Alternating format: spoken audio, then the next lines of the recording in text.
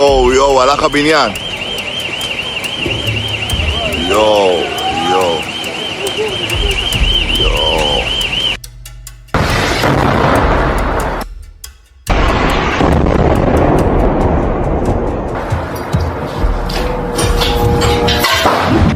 Kelompok perlawanan Palestina dengan Brigade Al-Quds memimpin inisiatif melancarkan serangkaian serangan terkoordinasi terhadap pasukan Israel di jalur Gaza pada Rabu 2 Juli.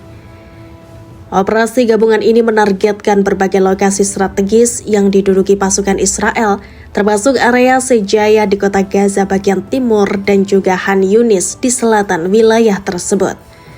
Serangan ini dimulai dengan peledakan ranjau dan tembakan rudal.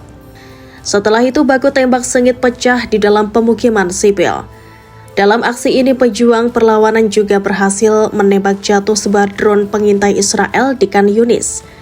Dalam operasi ini dilaporkan bahwa sebuah tank Merkava dan bulldozer militer D9 milik Israel berhasil dilumpuhkan melalui kerjasama antara Brigade Al-Quds dan Brigade Al-Qassam.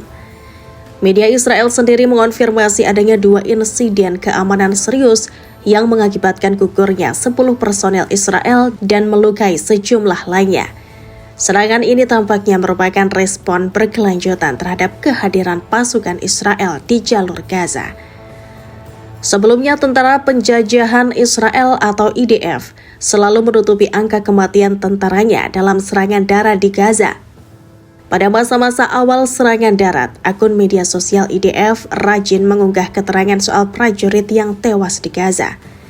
Pada Senin mereka melansir sebanyak 30 prajurit tewas di Gaza, sementara yang terluka mencapai 260 personel. Angka yang diumumkan IDF kemudian bertambah 4 orang hari itu juga. Media Israel The Jewish Chronicle melansir korban terkini adalah Sersan Sahar Cohen Miftah, 22 tahun. Ia tewas pada Ahad dalam operasi darat melawan Hamas di jalur Gaza. Prajurit dan Batalion 9 Brigade Lapis Baja 401 itu tewas dalam pertempuran di jalur Gaza Utara. IDF sejauh ini merilis nama 348 tentara Israel yang tewas sejak serangan operasi Badai Al-Aqsa oleh Hamas pada 7 Oktober. Sebagian besar dari mereka tewas dalam pertempuran di Kibbutzim pada hari pertama perang. Penambahan angka kematian itu tak sebanding dengan klaim Hamas soal penghancuran yang mereka lakukan terhadap kendaraan dan rombongan tempur Israel.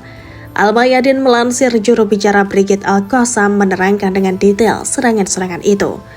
Ia menerangkan sejak subuh, pejuang Hamas menghancurkan total 4 kendaraan lapis baja Israel menggunakan muatan tandem 105 mm di dekat pengungsian Al-Shati, dekat pantai kota Gaza, dan Hai Al-Sheikh Radwan yang terletak di antara Kem Al-Shati dan Jabalia.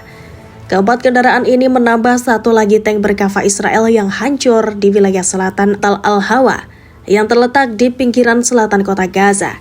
Kemudian unit mortir menyerang pasukan pendudukan Israel di barat laut Beit Lahia di jalur Gaza Utara. 1 jam kemudian Brigade mengumumkan bahwa mereka telah menghancurkan tank Israel lainnya di daerah yang sama dengan roket Al-Yasin yang diproduksi secara lokal. Artileri roket Al-Qassam juga menargetkan situs militer Re'im di sebelah timur Bureij di jalur Gaza Tengah. Lalu pejuang Al-Qassam menghancurkan tank Merkava Israel ketiga di Hai Al-Isra di barat laut kota Gaza. Brigade tersebut mengumumkan bahwa para pejuangnya di utara Beit Lahia terus melakukan konfrontasi sengit dengan pasukan pendudukan di daerah tersebut. Kemudian, Brigade mengumumkan aksi terbesar mereka menghancurkan 5 tank Merkava di daerah yang sama. Penyerangan tak hanya dilakukan oleh Brigade Al-Qassam, Brigade Al-Quds dari Jihad Islam Palestina atau PIJ, dan Brigade Perlawanan Nasional Front Demokratik untuk Pembebasan Palestina atau DFLP juga melakukan serangan pada hari yang sama. Unit mortir Brigade Al-Quds menyatakan bahwa mereka menargetkan kelompok militer pendudukan di utara kota Gaza. Brigade itu juga melancarkan serangan mortir ke barat laut Beit Lahia dan selatan Tal Al-Hawa di mana pertempuran terkonsentrasi. Kemudian, Brigade Al-Quds menargetkan beberapa lokasi militer pendudukan Israel dan mengevakuasi Kibbutzim yang menampung tentara pendudukan dengan tembakan roket terkonsentrasi. Di sisi lain, perlawanan nasional menargetkan situs militer Sufa di bagian selatan Gaza dengan mortir. Pimpinan pendudukan berbohong kepada warga Israel tentang jumlah prajurit yang tewas dan jauh lebih tinggi dari apa yang mereka umumkan.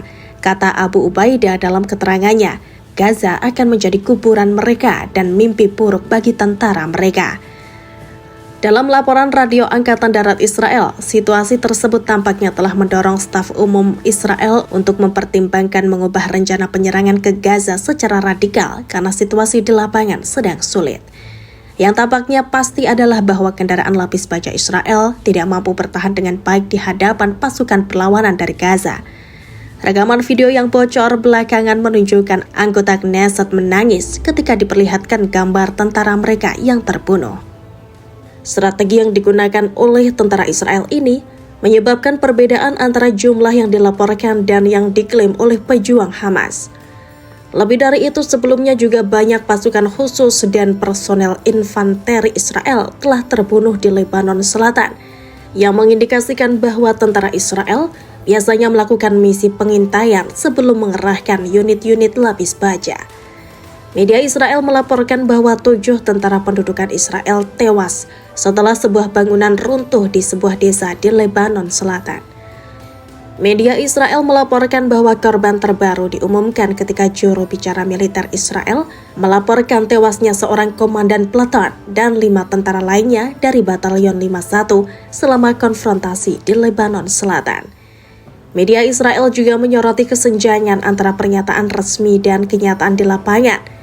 Sementara para pejabat Israel terus mengumumkan kemenangan atas Hizbullah, situasi di lapangan menunjukkan hal yang berbeda.